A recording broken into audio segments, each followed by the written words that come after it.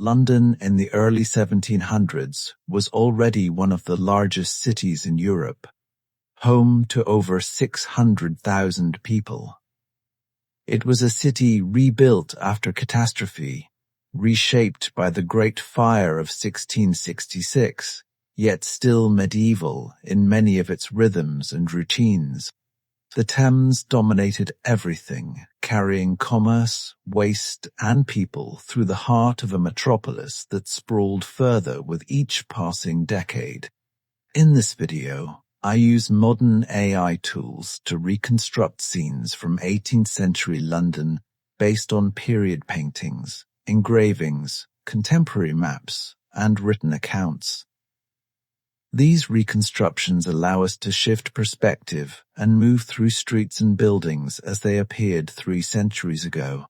Some details are educated guesses, informed by what historians know about Georgian architecture and urban life. But the overall picture brings us remarkably close to the London that once was. The River Thames was London's lifeline in the 1700s, far more than it is today. Every kind of vessel crowded its waters. Merchant ships unloaded goods from across the world. Passenger wherries ferried people between the north and south banks. Barges carried coal, timber, and provisions. The river was a working highway, constantly busy, often chaotic, and absolutely essential to the city's survival. Old London Bridge still stood in the early decades of the century, though its days were numbered. By 1700, this medieval bridge had existed for nearly 500 years. Houses and shops lined both sides of the crossing, creating a corridor of timber-framed buildings that projected out over the water. The bridge rested on 19 narrow stone arches, each supported by massive boat-shaped piers called starlings. These piers restricted the flow of the river so severely that the water level could differ by several feet on either side, creating dangerous rapids that made shooting the bridge in a small boat a genuine risk. Walking across Old London Bridge meant navigating a crowded, noisy street suspended above the Thames. Shop signs jutted overhead. Vendors called out their wares. The southern end was marked by a gatehouse, where the heads of executed traitors were displayed on spikes, a grim reminder of royal justice. The bridge was demolished between 1758 and 1762, replaced by a newer structure that would itself eventually give way to the London Bridge we know today. Rising above the rooftops of the city stood the new St. Paul's Cathedral, Christopher Wren's masterpiece. The old cathedral had been consumed in the Great Fire, and Wren's replacement, begun in 1675 and completed in 1711, was an architectural statement unlike anything London had seen before. The dome, inspired by St. Peter's in Rome, soared 101 meters above the street, dominating the skyline for miles in every direction. St. Paul's was built in the English Baroque style, with massive Portland stone walls, classical columns, and intricate carvings. Inside, the cathedral could hold thousands of worshippers beneath its vaulted ceilings. The structure represented not just religious devotion, but civic pride. London had been devastated by fire and plague in the 1660s, and this monumental building announced the city's recovery and ambition. The cathedral served as the centre of the Church of England's presence in the capital. State funerals, royal celebrations, and sermons of national importance took place here. Ordinary Londoners came to worship on Sundays, crowding the nave and galleries. The building still stands today, largely unchanged, one of the most recognizable symbols of London. Covent Garden in the 1700s was London's premier fruit and vegetable market. What had begun as the walled garden of Westminster Abbey centuries earlier had transformed into a public square surrounded by elegant arcaded buildings designed by Inigo Jones in the 1630s. By the Georgian period, the square was filled each morning with stalls selling produce brought in from the countryside. Market traders arrived before dawn to set up their displays. Costermongers shouted prices. Customers haggled over the quality of cabbages, turnips, apples, and herbs. The smell of fresh earth and rotting vegetation mingled with the scent of flowers sold by street vendors. Wealthy households sent their servants to purchase ingredients for the day's meals. Taverns and coffee houses around the perimeter of the square did steady business with traders and shoppers alike. Covent Garden was also a centre of entertainment and vice. The Theatre Royal Drury Lane stood nearby, drawing crowds for plays and spectacles. Brothels operated in the surrounding streets, and the area developed a reputation for late-night revelry.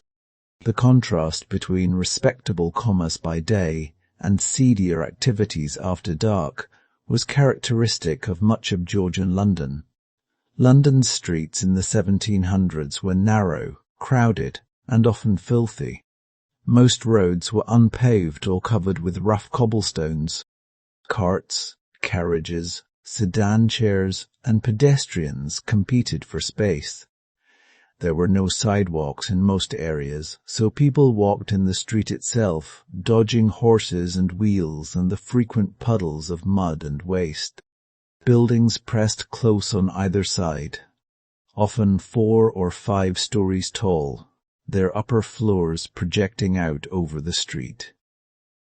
This medieval layout created shadowed corridors where sunlight rarely reached ground level.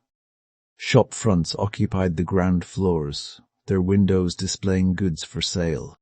Signs hung overhead identifying trades: a boot for a cobbler, a striped pole for a barber surgeon, a key for a locksmith. Sanitation was primitive by modern standards. Household waste was often thrown directly into the street or emptied into open drains that ran down the center of the road.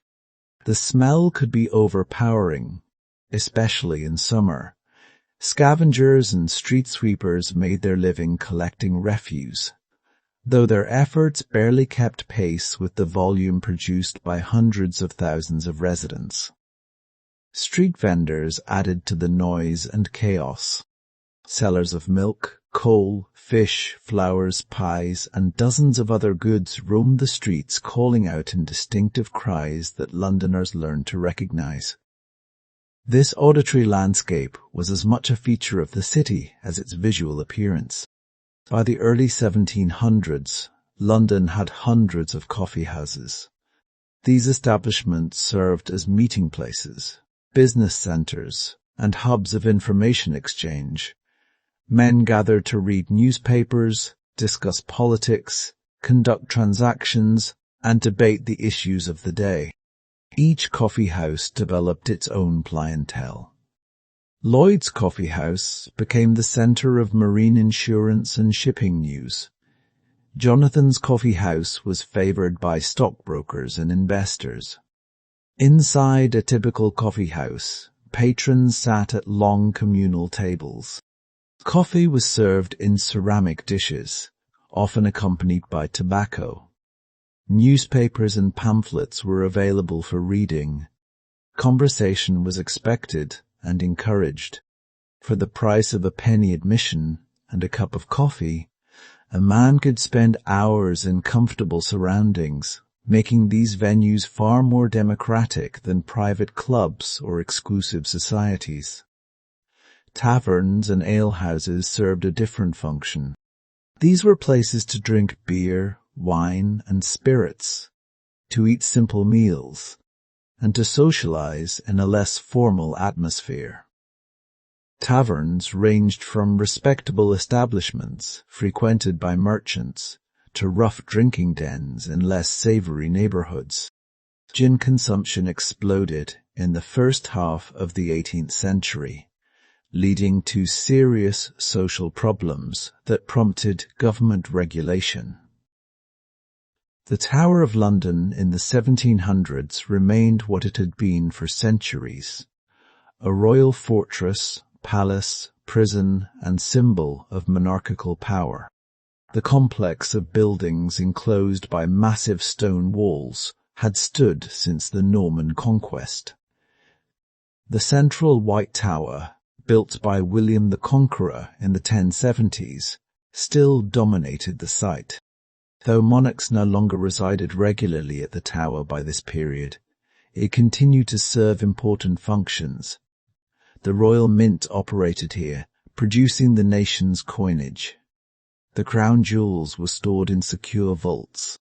The Royal Menagerie housed exotic animals, including lions, tigers, and an elephant, creating one of London's popular attractions, until the animals were transferred to the new London Zoo in the 1830s. The Tower's reputation as a prison was well deserved. Political prisoners, accused traitors, and occasionally common criminals were held within its walls. Executions took place on Tower Hill, just outside the walls, or, for more prominent prisoners, on Tower Green inside the complex. The yeoman warders, or beefeaters as they came to be known, guarded the tower and its prisoners, a tradition that continues today. London in the 1700s was a city of contrasts. Magnificent new buildings like St. Paul's Cathedral stood amid medieval squalor. Elegant squares and coffee houses existed alongside filthy streets and dangerous slums. It was a city growing rapidly, driven by trade and empire, yet still recognizably connected to its medieval past. Through these AI reconstructions, we can glimpse what daily life looked like in Georgian London, walking streets that have since been widened, modernized, or erased entirely. If there's another period or city you'd like to see reconstructed, let me know in the comments.